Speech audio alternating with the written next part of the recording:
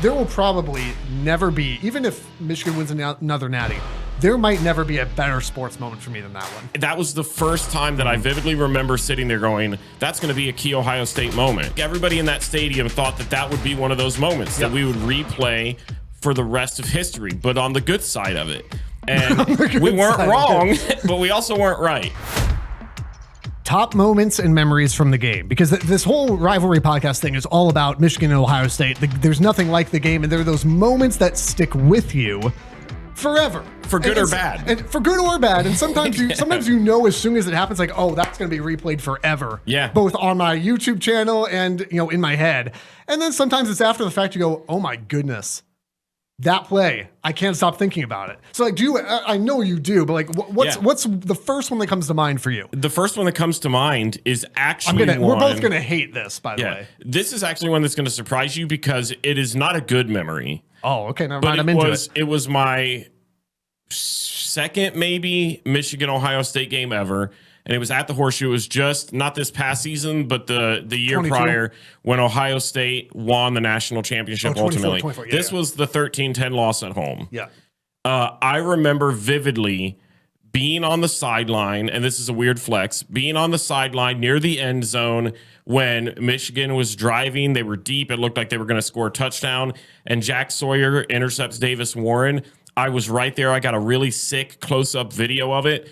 And in my mind, I vividly remembered going, we had talked all season long about Jack Sawyer needing to have his Ohio State moment, which he got. But I think everybody in that stadium thought that that would be one of those moments that we would replay for the rest of history, but on the good side of it. And we weren't wrong, but we also weren't right. Yeah. And so that is one that will always stick with me because I was right there. That was the first time that I vividly remember sitting there going, that's going to be a key Ohio State moment. And it was. But not for what I thought at the time. That was one of the like sickest, in a bad way, because you probably felt the same way I've ever been. So like you were working assignment for that game, and I was watching at home because I was like, I can't, because I knew what was likely to happen. And when I'm watching it, and it's kind of right when I think about it, they pull me back in. And when Warren floats that ball up and Sawyer got it, I just I don't know that I've ever felt more defeated in a football game. Yeah. And I know Michigan won the game, but at least in a moment, I don't know that I've ever felt more defeated than just watching going, we had it and we let it slip. And obviously it all ended up being okay. Oh boy, that's a good one. I would say for me, I mean, I think the first one that comes to mind for me would be 21, right? Mm-hmm. I mean, so Michigan finally gets the monkey off their back. This was a game that my brother and I went to. We bought tickets after... It might have been after the Rutgers game back in September. Because you and I went to the Rutgers game. And it'd been a bit since my brother and I had gone to one. And so he had beaten stage 4 cancer in the last couple of years. And we were kind of like, you know what? We've never done this together. Let's do it. Let's buy tickets for this. They were a couple $100, so they were fairly cheap still, relatively at that point. Yeah. And we're like, I don't know, maybe let's just see what happens. And sure enough, that's the game that Michigan gets the monkey off the back. The snow is falling. We rush the field. And so, I don't know that there will ever be, even the 23 game. That's just peak fanhood. Even the 23 game where Michigan wins and, ends up winning the national title and all, the 21 game still has a special place for me because, I wasn't there on assignment. I was there as a fan. I'm on the field. It's snowing. Mr. Brightside's blasting. Carl Grapentine's going, please get off the field. It's just, it's Ain't amazing. Nobody listening to that. Sorry, Carl. It's just that is, there will probably never be, even if Michigan wins another natty, there might never be a better sports moment for me than that one. Yeah. And I honestly, my number one was very similar. It was just this past season. It was my first time physically being in the game and getting to witness Ohio State win. Yeah. I mean, I grew up watching them, so I've seen them win plenty of times.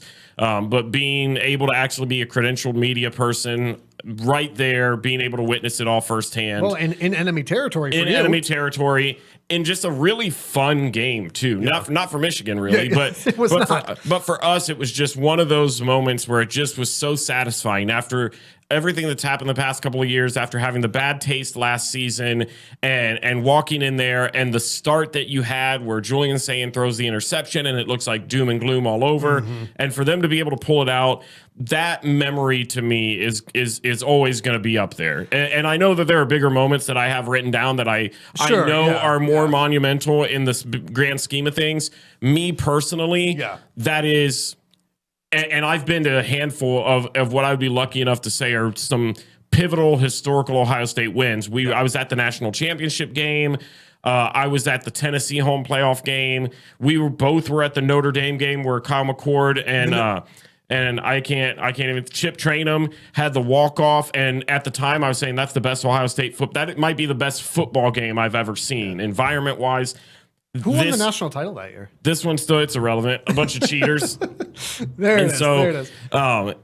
That one to me, just it's number one just for that. It is funny. Like I almost mentioned the Notre Dame game, even though that's not even my team, because again, like there was getting to be in South Bend and getting to take in all the history, touchdown Jesus, and sorry they want us to call it Word of Life.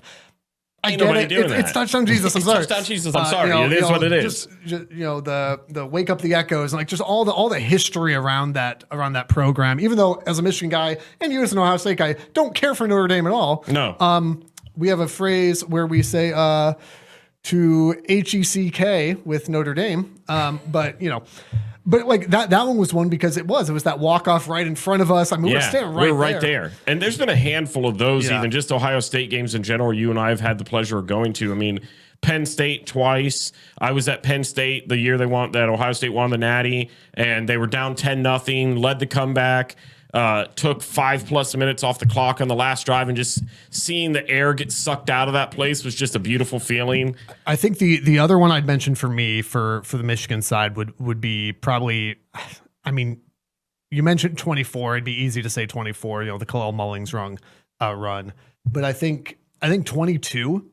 So after the 21, the monkeys off the back, and then you're going into Columbus, and you're going.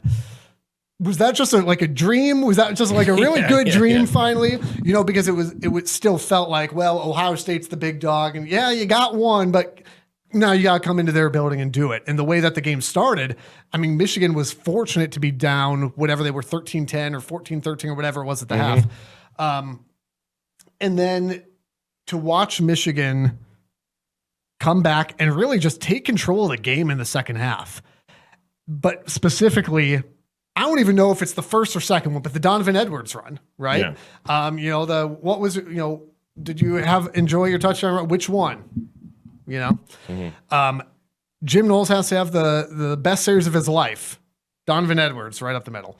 There was something about that. I was watching it with my in-laws, and I was intense in the game, and I remember one of my in-laws saying, "Oh, so-and-so, this extended cousin and this person are all coming over." And I said, "Now?"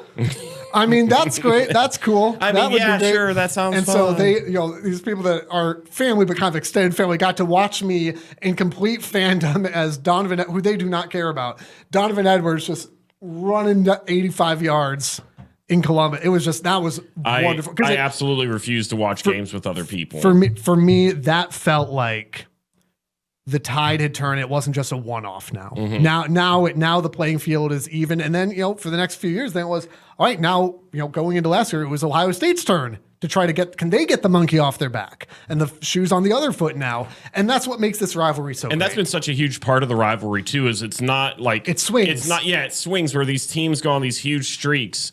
I think one of mine, and this would probably, if I'm being honest, this would probably be my favorite Ohio State-Michigan game of all time, and it was the 2006 game. Number 1 versus number 2 in the horseshoe.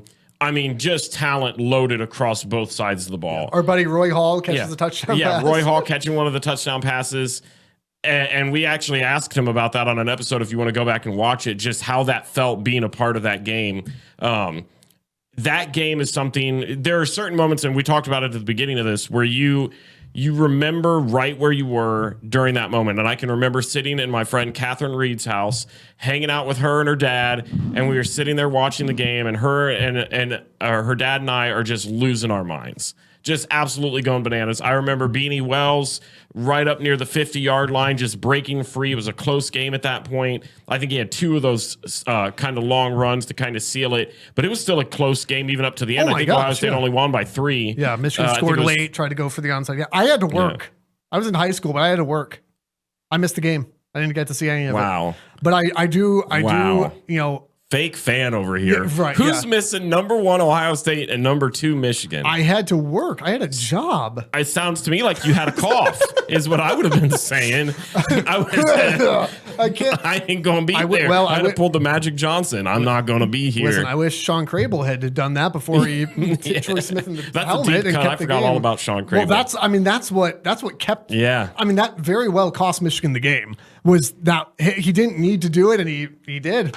He did. Yeah, that is one of those games, though, that I remember right where I was at. I remember explicitly standing up, watching Beanie Wells run right up the middle for a 50-something yard run, and just the heat of that game because it was so tightly contested. And then even looking back at it, I've done that throughout the years, just as any fan does with their big games.